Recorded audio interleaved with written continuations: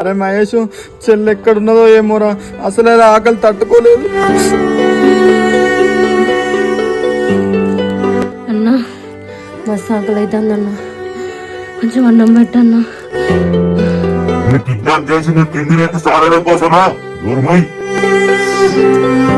అరే అమ్మకు టాబ్లెట్స్ ఇచ్చే టైం అయింది.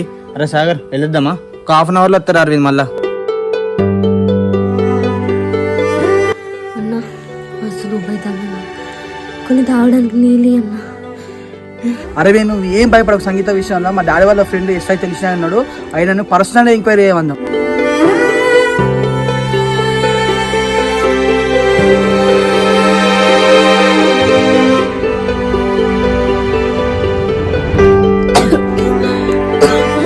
ప్లీజ్ అన్నా, నన్ను వదిలేన్న మా ఇంటికి పోతా.